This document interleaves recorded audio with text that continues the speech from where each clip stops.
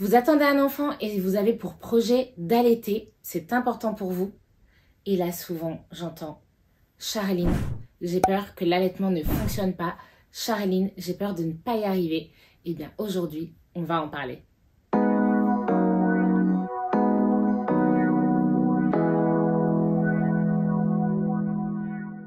Mais avant de poursuivre, comme d'habitude, je me présente si toutefois vous ne me connaissez pas. Je m'appelle Charline, je suis sage-femme et je donne sur les réseaux sociaux de l'information ludique et accessible sur la gynécologie et la grossesse. Depuis plusieurs semaines, vous pouvez retrouver sur ma chaîne des vidéos qui s'appellent « Charline, j'ai peur ». Je vous remets juste ici le « Charline, j'ai peur de ne pas savoir pousser », mais également « Charline, j'ai peur de la pose de la péridurale ». Et aujourd'hui, on va parler de « Charline, j'ai peur de ne pas savoir allaiter ». Mon but aujourd'hui, ça va être de vous donner 5 informations essentielles pour vous rassurer si toutefois vous avez peur que votre allaitement ne fonctionne pas. Bien évidemment, ça ne vaut pas une discussion en individuel où je pourrais répondre à vos questions, mais je pense vraiment que ces 5 points sont essentiels et pourront vous rassurer. Comme d'habitude, si vous trouvez que cette vidéo est utile, je vous invite à vous abonner pour ne pas louper les suivantes et puis également, eh bien ça me soutient, ça soutient mon travail, donc merci d'avance. Allez, c'est parti. Charline, j'ai peur de ne pas savoir allaiter. Premier point essentiel, informez-vous. Vraiment, informez-vous sur l'allaitement parce qu'en fait, je me suis rendu compte plus d'une fois en discutant avec des patientes qu'il y a plein de fois, vous avez l'impression d'être confronté à des problèmes, à un début d'allaitement qui ne fonctionne pas. Et en fait, ce à quoi vous êtes confronté, c'est quelque chose de normal. Et c'est le comble, en fait, vous êtes en train de vivre un allaitement qui est normal et vous avez l'impression que c'est anormal et donc ça vous met dans une situation d'échec. Alors qu'en fait, non, tout ça c'est normal. Je vais vous donner l'exemple du pic de croissance de J2, J3 après l'accouchement. Généralement, vous êtes à la maternité. Pour rappel, les premiers jours, ce n'est pas du lait en grande quantité que vous avez, mais du colostrum. C'est des petites quantités, mais c'est hyper riche, hyper nourrissant pour votre enfant. Mais comme c'est des petites quantités, vous n'entendez pas votre enfant qui boit et qui déglutit comme s'il buvait des litres et des litres de lait. Et donc ça vous inquiète, vous dites mince, j'ai rien. Et là, deuxième, troisième jour, généralement la nuit en plus, votre enfant réclame à manger toute la nuit. En plus, tous les bébés perdent du poids les 2 premiers jours. Peut-être que vous saviez, peut-être que pas. Et donc vous vous dites, en fait, on est à J2. Mon bébé a perdu du poids ce matin. Il réclame à manger toute la nuit. Mon enfant est affamé. Est-ce que c'est vrai? Sûrement que non. En tout cas, si l'équipe soignante ne vous dit pas « Ok, là, il montre des signes que vraiment il a besoin de manger davantage », en fait, ce que vous êtes en train de vivre, c'est la nuit de Java, c'est le pic de croissance. Et qu'est-ce que c'est? C'est un phénomène physiologique qui fait qu'en fait, à un moment donné, votre bébé, effectivement, va avoir besoin de plus de quantité que le colostrum pour manger. Et comment il fait pour dire à votre corps « C'est pas tout ça, mais j'aimerais bien de plus grosses portions », eh bien, il doit stimuler, car pour produire plus, il faut stimuler plus. C'est l'une des règles d'or de l'allaitement. Et donc, votre bébé, dites-vous que là, il est suffisamment en forme cette nuit, suffisamment en forme pour faire une nuit blanche, pour réclamer à manger, pour passer sa nuit au sein et pour dire à votre corps « Go ». Mes besoins vont augmenter, j'ai besoin que tu produises plus. Donc en fait, c'est fabuleux. Votre bébé fait ce qu'il a à faire et vous vous dites oh, il est affamé, ça va pas du tout, on lui donne un biberon. Et là, vous lui donnez un biberon et donc en fait, il arrête de stimuler et vous n'avez pas votre montée lait. Bon là, c'est un raccourci, mais tout ça pour dire que ça, c'est un exemple parmi tant d'autres. Quand on ne sait pas, on a l'impression qu'il y a un problème alors qu'en fait, tout est excessivement normal. Vous, de votre côté, point numéro 1, informez-vous un maximum déjà pendant la grossesse. Point numéro 2, et non des moindres, vous n'êtes pas responsable de tout. Et là, finalement, ça va faire le point numéro 2, 3 et 4. Qui sont les autres personnes qui ont un rôle à jouer dans votre allaitement? En numéro 1, pour ce point numéro 2, votre bébé. En fait, souvent, en tant que jeune maman, vous vous dites « Toute l'alimentation de mon enfant repose sur moi ». Ce qui n'est pas faux. L'alimentation de votre enfant repose sur vous. Mais dans cette équation, vous êtes 2. Il y a vous et votre bébé. Et en l'occurrence, vous avez beau être hyper bien informé, hyper bien vous installer, mettre votre bébé comme il faut, etc.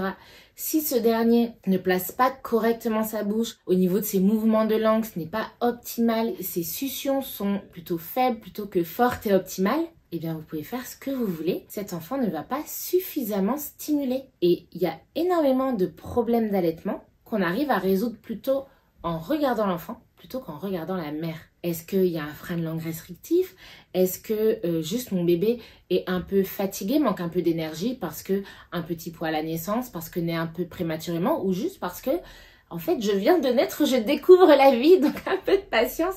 Eh bien il y a certains bébés qui juste au début de l'allaitement, c'est compliqué pour eux de bien se positionner de sorte à vraiment faire des tétées optimales. Et en fait souvent vous prenez toute la responsabilité de l'allaitement sur vous et si ça ne fonctionne pas parfaitement, vous vous dites que c'est de votre faute, vous vous auto-flagellez. Mais si je vous dis qu'il y a énormément de soucis qui viennent de votre enfant, est-ce que vous allez le pointer du doigt et est-ce que vous allez dire non mais franchement t'abuses, tu ne sais rien faire? Sûrement que non. Eh bien soyez autant indulgente avec la jeune maman que vous êtes qu'avec le jeune bébé que vous avez dans vos bras. Donc vous n'êtes pas responsable de tout, votre bébé fait partie de l'équation. Point numéro 3. Vous n'êtes pas responsable de tout. Les autres personnes qui ont également un rôle à jouer dans votre allaitement, c'est l'accompagnement médical, l'accompagnement des professionnels. Et malheureusement, à ce jour, j'ai vu énormément d'allaitements s'arrêter par un manque d'accompagnement, un manque d'information. Vous pouvez, vous, de votre côté, en chercher, mais c'est bien normal que vous ne sachiez pas tout au bout d'un moment. Que ce soit les sages-femmes, les auxiliaires de puériculture, les puéricultrices, les consultantes en lactation. Clairement, on peut avoir des semaines, voire des mois d'informations, de formation pour connaître plein de choses sur l'allaitement. Donc c'est normal que vous, dans votre grossesse, vous ne sachiez pas tout et c'est pas votre rôle et c'est le but d'être accompagné. C'est que vous puissiez vous reposer sur quelqu'un et surtout quelqu'un qui a un œil extérieur. Même si vous savez énormément de choses, avoir quelqu'un qui a un œil extérieur sur ce que vous faites, c'est de l'or. D'ailleurs, je vous assure que même les professionnels que je viens de citer, généralement, ils ou elles sont accompagnés au moment de leur allaitement si toutefois ils passent par cette étape-là dans leur vie. Donc, créez-vous une équipe. Aujourd'hui, je sais, qui plus est, dans les maternités en suite de couche, ça arrive souvent que vous disiez, en fait, le plus compliqué, c'est d'avoir des informations contradictoires. J'ai des informations le jour 1, j'ai des informations le jour 2 qui sont différentes. Ça peut arriver parce que votre bébé n'est pas le même le jour 1, le jour 2, mais je peux comprendre que vraiment, effectivement, parfois, il y a des conseils qui se chevauchent et qui se contredisent. C'est compliqué dans ces cas-là pour vous de vous situer et je vous invite, quand vous recevez des conseils qui se contredisent, de vous dire quel conseil me parle le plus, mais surtout, en fait, je teste les deux et la réponse, elle va venir de votre enfant. Je vous assure que vraiment, votre boussole, quand on parle d'allaitement, c'est votre enfant. Comment ce dernier réagit à ce que vous lui proposez. Point numéro 4, sur qui d'autre on peut se reposer? Eh bien, sur votre partenaire de vie, sur la coparent. C'est une pièce essentielle du puzzle de l'allaitement. Des allaitements, parfois, peuvent se terminer juste parce que vous n'êtes pas soutenu. Et là, je parle même pas de la famille proche. Juste, vous n'êtes pas soutenu par la personne avec qui vous partagez vos vies. Parce que l'allaitement, effectivement, il y a des moments, c'est costaud. Il y a des moments, vraiment, vous vous dites, mais pourquoi j'ai choisi ça? Et je le dis dans chaque vidéo, je pense, votre envie, c'est votre boussole. Et si vraiment vous avez envie d'allaiter et que vous sentez que vous êtes porté, et d'ailleurs, souvent, les hormones, elles vous font traverser les moments de difficulté, malgré tout, il y a un moment donné, il est possible que vous ayez envie de tout jeter par la fenêtre parce que fatigue, parce que ras-le-bol, parce que manque de confiance en soi.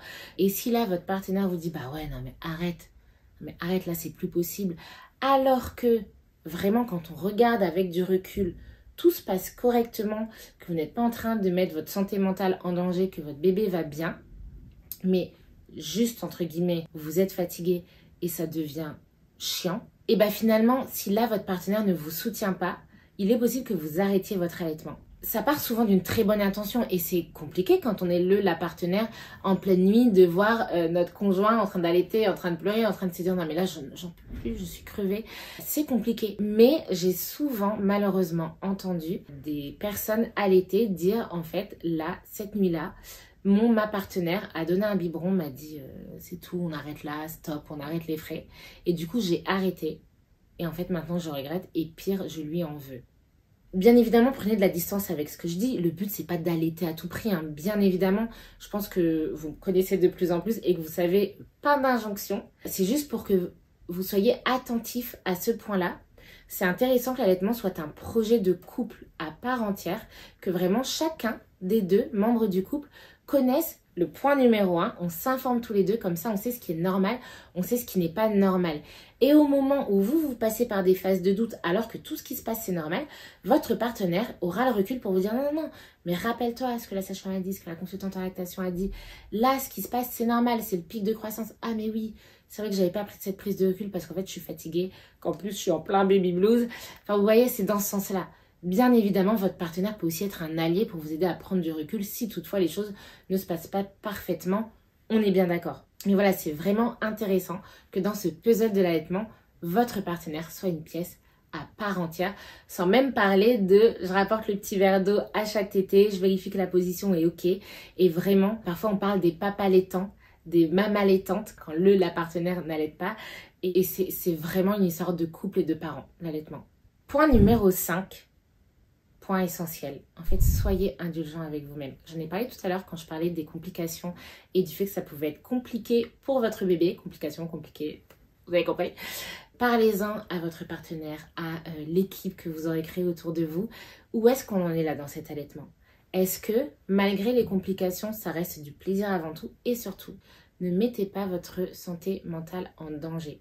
Si à un moment donné, vous estimez que cet allaitement ne vous convient plus, premièrement, sachez que c'est pas tout noir ou tout blanc. Il existe aussi des allaitements mixtes. Il existe aussi parfois des pauses.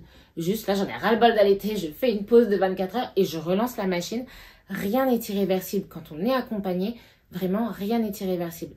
Mais si à un moment donné, vous arrêtez votre allaitement, parce que souvent, c'est souvent ça le motif qui vous fait arrêter, vous sentez que votre santé mentale, c'est plus possible. Et parfois, quand ça va mieux, après coup, vous regrettez et vous vous auto-flagellez. Mais qu'est-ce que vous pouvez être dur avec vous-même? C'est pas possible hein, de se parler de cette manière. Rappelez-vous qui vous étiez et ce que vous viviez au moment où vous avez soit levé le pied, soit changé quelque chose dans votre allaitement, soit vous l'avez arrêté. Ce n'est pas un échec de faire un choix selon les capacités, l'énergie qu'on a à un moment donné. Votre bébé a besoin de manger. Effectivement, l'allaitement maternel, le lait maternel, c'est ce qui est le plus adapté à votre bébé. Mais votre bébé, avant tout, a besoin de parents en bonne santé. Votre enfant a besoin de parents en bonne santé. Votre santé mentale, votre santé physique est plus essentielle que le type de lait que vous donnez à votre enfant.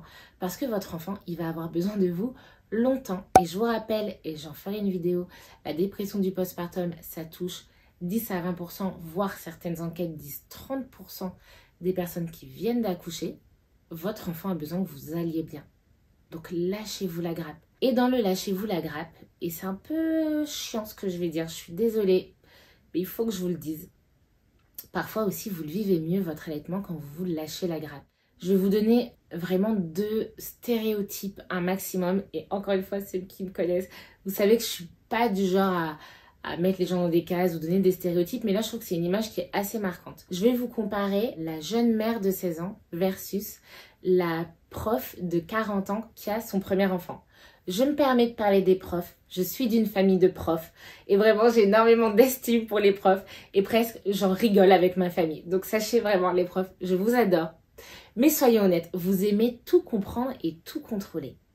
Or, un peu comme l'accouchement, quand on dit lâcher prise, laisser votre corps faire, bah finalement, le fait de tout contrôler, ça fait fonctionner ce cerveau, ce néocortex. Or, l'allaitement, c'est quelque chose d'extrêmement primitif.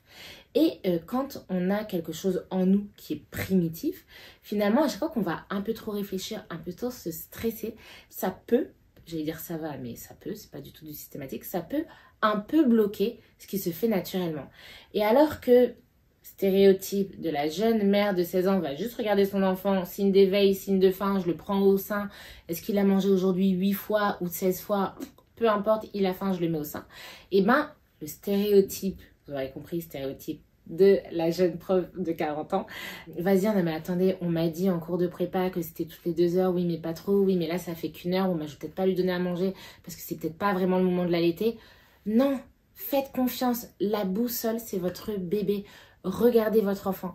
Et j'ai vraiment envie de vous inviter à vous connecter à votre ressenti, à observer votre enfant. La majorité des réponses concernant l'allaitement viendront de votre bébé. Vraiment, et pas de votre cerveau. Généralement, ça viendra de votre bébé.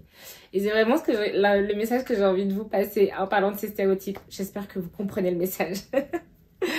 D'ailleurs, n'hésitez pas si dans les exemples que je viens de vous donner, ça évoque quelque chose dans votre histoire où vous dites « Ok, si je l'avais su plus tôt, vraiment mon allaitement aurait pu se passer différemment », à le noter en commentaire. Comme ça, les autres personnes pourront lire vos témoignages et s'en inspirer parce que finalement, l'allaitement, il y a autant d'allaitements qu'il y a de couples mère-enfant. Et les témoignages, c'est toujours très enrichissant pour se projeter dans sa propre histoire. Voici les 5 points essentiels que j'avais envie de partager avec vous si toutefois vous avez peur de ne pas réussir à allaiter. Vraiment, les échecs d'allaitement, c'est hyper... Et ça me fait penser, tiens, je vais rajouter un 6e point bonus. C'est important, je ne l'ai pas souligné. Mais en fait, on a peur de ne pas savoir allaiter, de peur de ne pas avoir suffisamment de lait. Et c'est vrai que je n'ai même pas pensé à en parler. Pourquoi ? Parce qu'en fait, la majorité des allaitements qui s'arrêtent, c'est par rapport aux points que je viens de citer. Manque d'accompagnement, manque de soutien, problème au niveau du bébé. Mais en fait, vraiment, le fait de ne pas avoir suffisamment de lait pour allaiter, c'est assez rare en fait. C'est pas tous les jours qu'on en croise et souvent, on arrive quand même à lancer la lactation. Donc vous voyez, j'ai même pas pensé à en parler. Mais du coup, vous comprenez pourquoi. C'est parce que c'est pas ce qu'on rencontre le plus souvent. Voici les points pour répondre à la problématique. J'ai peur d'allaiter. Créez votre team de professionnels, créez votre team de proches qui vous soutiennent. Mettez de côté vos proches qui ne vous soutiennent pas dans votre allaitement. Votre priorité, c'est vous, votre bébé, votre couple, votre parentalité. Profitez à fond. Si cette vidéo vous a plu, je vous invite à mettre un petit pouce en l'air. Ça la soutient, moi ça me permet de voir ce qui vous plaît également. Je vous invite à vous abonner pour ne pas louper les prochaines vidéos, mais également, concrètement, eh bien ça soutient ma chaîne et c'est sympa. Voilà, ça c'est pour moi. Et enfin, je vous repartage juste ici la dernière vidéo qui est sortie, si vous souhaitez continuer de regarder les vidéos que je vous ai proposées. Moi, je vous souhaite une bonne semaine et je vous dis à dimanche prochain, 10 h, pour la prochaine vidéo.